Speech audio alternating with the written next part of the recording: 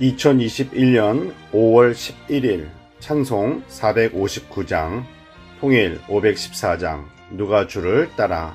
말씀 출애굽기 15장 22절에서 27절. 제목, 주님 말씀에 순종하면 주님이 책임지십니다. 홍해를 건넌 이스라엘 백성들은 수르 광야로 들어간 후 3일 길을 걸었지만 마실 물이 없어서 극심한 목마름에 힘들어했습니다.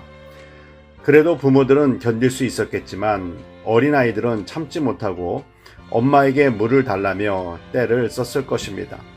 그런 상황에서 마라에 이르니 물이 있었습니다. 그들은 목마름의 갈증을 그 물이 해소시켜 줄 수 있다고 믿고 기대하면서 물을 마셨는데 써서 도저히 마실 수가 없었습니다. 목마름의 문제, 마라의 물이 있어서 마실 수 없는 위기를 만났을 때 이스라엘 백성들과 모세의 반응은 완전히 다르게 나타났습니다.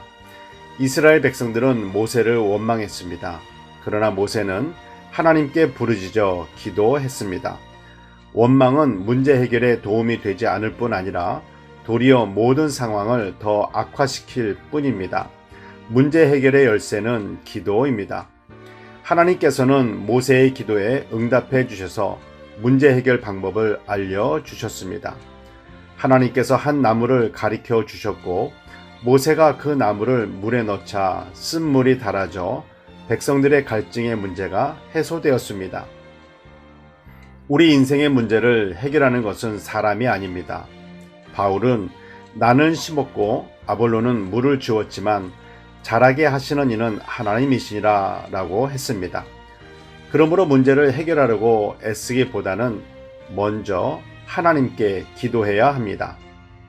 물이 있어서 마실 수 없듯이 인생의 갈증과 실망, 절망 속에 쓰디쓴 삶을 사는 이유는 잘못된 기대 때문입니다. 실망하는 이유, 남을 원망하는 이유를 가만히 들여다보면 나의 기대가 무너졌기 때문이라는 것을 보게 됩니다. 우리의 기대와 소망은 오직 예수 그리스도이셔야 합니다. 예수님만이 우리를 천국으로 인도하심을 기대해야 합니다. 생명수 되시는 예수님만이 우리 영의 갈증을 해소해 주실 수 있습니다. 하나님은 모세에게 법도와 율례를 정하시고 하나님의 말씀에 순종하면 애굽에 내린 질병 중 하나도 너희에게 내리지 아니하겠다. 나는 치료의 하나님이라 하셨습니다. 영육간의 강건한 삶의 비결은 하나님의 말씀, 성경 말씀을 붙잡고 사는 것입니다. 기도하겠습니다. 사랑의 하나님, 세상이 기쁨을 줄 수 있을 것이라 헛된 기대 속에 사는 어리석음에서 벗어나 참 소망과 참 기쁨 되시는 예수님을 따라 살게 하옵소서. 무슨 일을 만났을 때 고민하고 염려하지 말게 하시고 하나님 아버지께 기도하게 하옵소서. 예수님의 이름으로 기도드립니다. 아멘.